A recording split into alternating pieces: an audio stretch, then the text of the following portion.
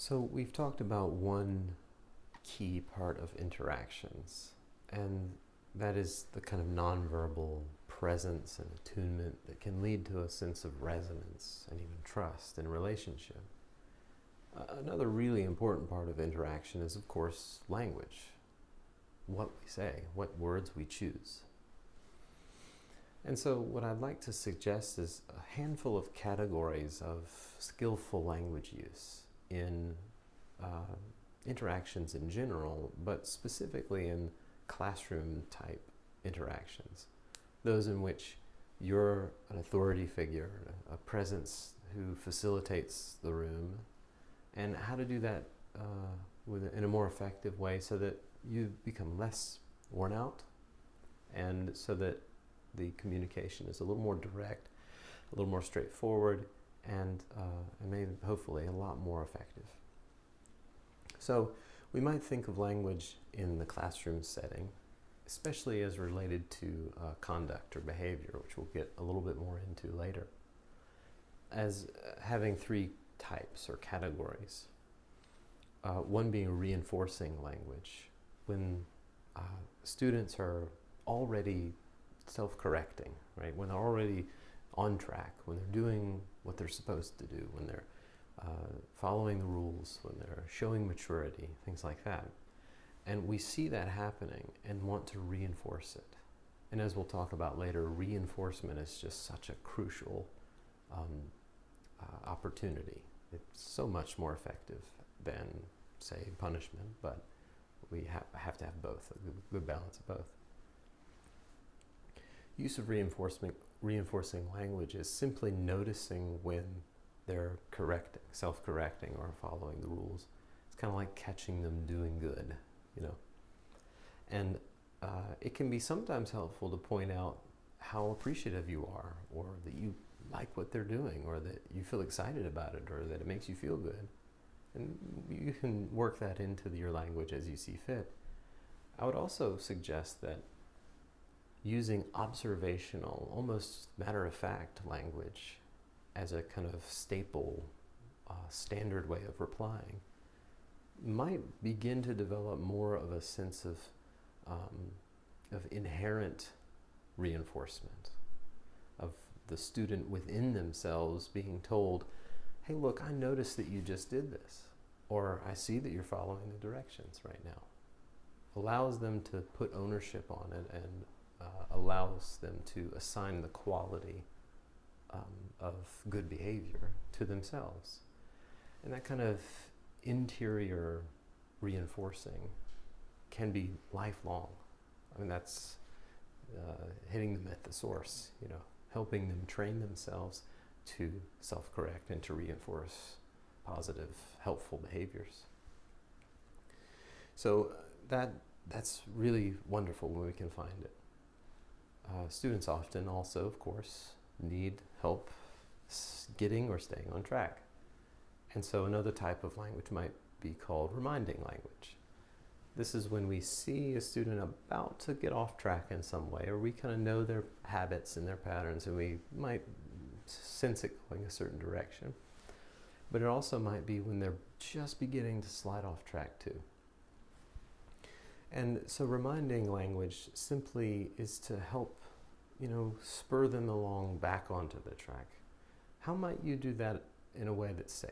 Or remind me now again what our routine is right now, or what are we supposed to be doing again? Asking them those questions or responding to them in those ways can help them self-direct when they might have kind of wandered a little bit. Now, sometimes that's all it takes, right? Then you can slide back easily into the reinforcing language. I saw that you got back on track there. Other times, however, the track's nowhere to be found, right? They've wandered quite far. And that even happens often. They're students, humans really, but children and adolescents are just like hyper-exploratory a great deal of the time. The parts of our brains that develop later as we age through childhood and adolescence, the prefrontal cortex, and especially the medial or the middle prefrontal cortex, that isn't really there, isn't grown yet until kind of into our 20s mostly. The primary job or function of much of that machinery in the brain is basically to say no to the rest of it. The rest of the brain, the brainstem, the limbic areas, the middle parts of the brain, they're very, very strong and very fast. And these tiny little spaces up here, which if you were to imagine that my hand right here is the brain, just using the fingernails of the middle two fingers here as examples of how small relative to the whole brain this part is. They have an inhibitory function, these regions of the brain. That means it basically tells the rest of the brain, whoa, slow down, slow down. Because the majority of our brain just wants to go explore, to test borders, to push boundaries, to try new things, to manipulate objects in the world. And that's what our brains are good at. You know, it helps us figure out the world in that way. But so when students do veer way off track, we have to help those parts of their brains regulate themselves, and we have to correct. So redirecting language might frequently be necessary. And so when students have clearly and obviously shown a kind of inappropriate or way off track type of behavior, this is different than having to remind them or, you know, help them get back on track gently. It's a stop and do this instead.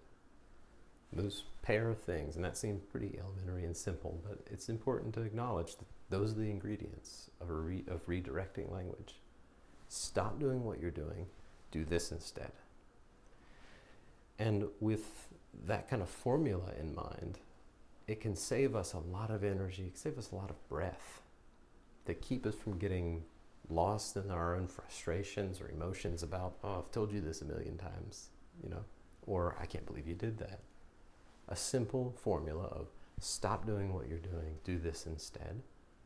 It can be short. You can even get used to some phrases you feel comfortable with. When you're done doing this, I'll let you get to this next activity. Or when you stop talking, we can continue. Or when the line gets straight, we can continue to go to lunch, or whatever the case may be. Although I guess lines are a little bit different now in COVID environment, but you know, maybe we'll get back to them someday. So using that simple formula hopefully can turn what is very often the case, where the majority of the language that's required is that redirecting type. Hopefully we can kind of invert that so that the majority of the language is eventually the reinforcing type.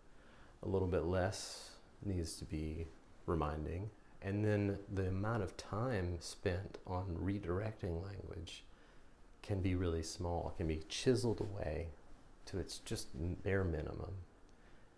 Because that reinforcing language, that's what we want more of. We want to just walk around all day pointing out things that everyone's doing wonderfully so that it happens more and more and more and more. And things that aren't going so well, simply nudging back on track or quickly and effectively stopping it and replacing it. And spending more time on what you want to see makes sense. Although it's not easy and by no means seamless. But hopefully using some ideas about what words are chosen can be helpful for you to begin to sculpt that type of environment in the space where you interact with students. And I want to mention just one other thing regarding questions. And when I talk about questions, I'm really referring to non-academic questions, right? You're the experts on how to ask questions to engage the knowledge that a student has to kind of assess as you go along where they are and what they need. But in terms of behavior especially, but also in terms of those check-ins that I mentioned, like one student at a time, or getting a temperature of the room kind of thing, it's worth noting that why questions and what questions can be pretty distinctly different. while it's definitely not always the case, why questions can often imply a certain accusational tone.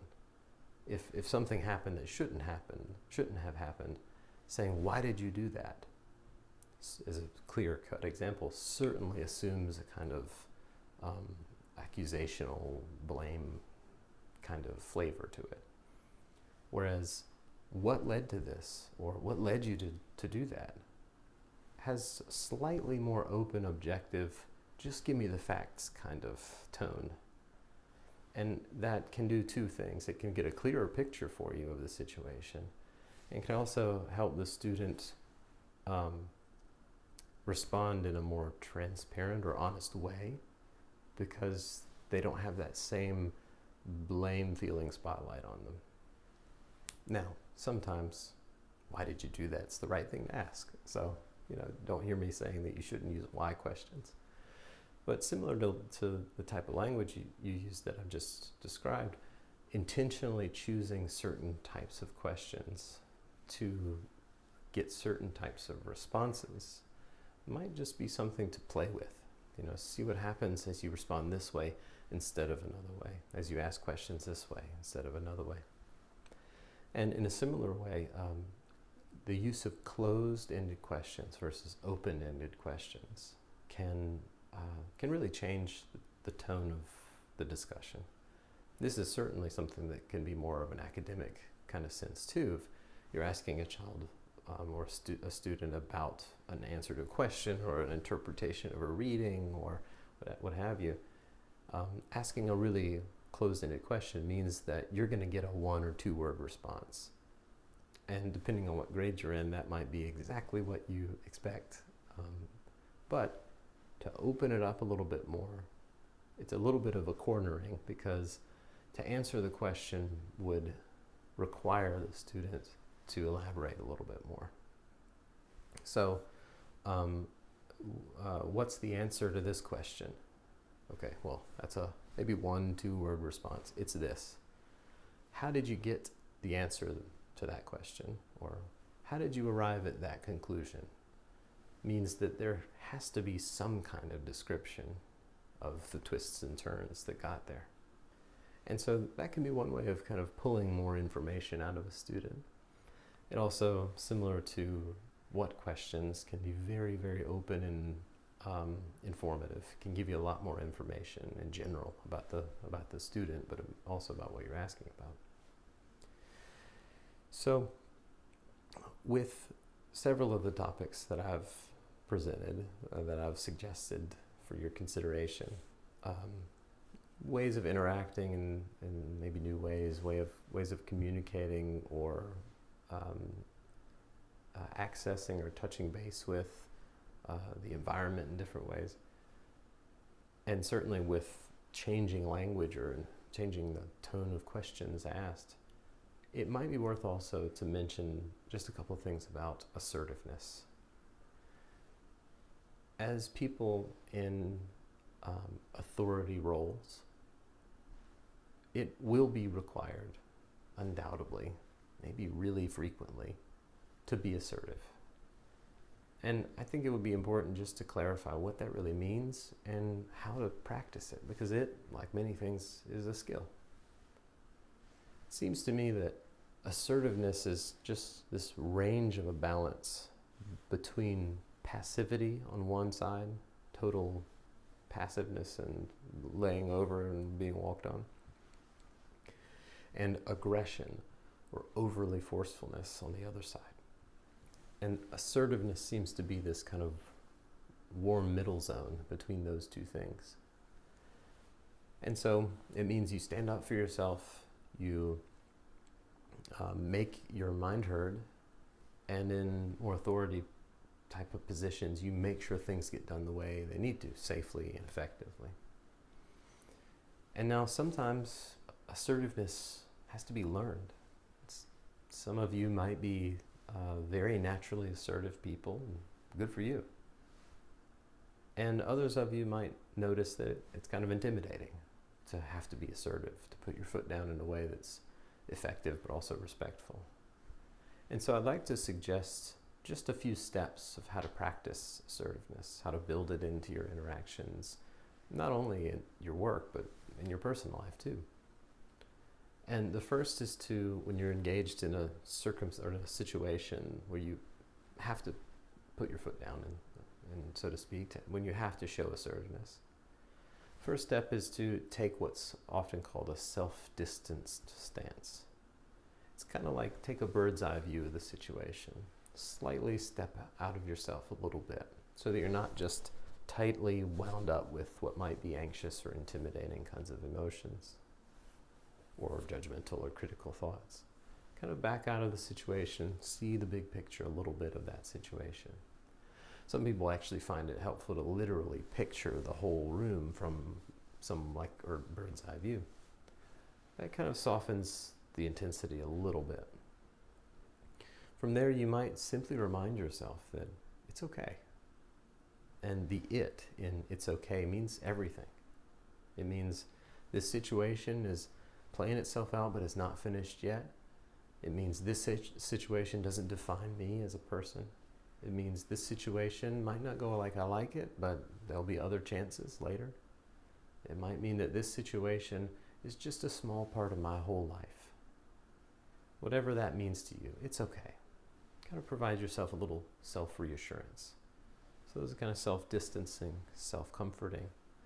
And then try to remember also that in that moment, you have a right and a responsibility to take care of yourself, to stand up for yourself, to try to do what's best for you and for those that you love or care about or are responsible for.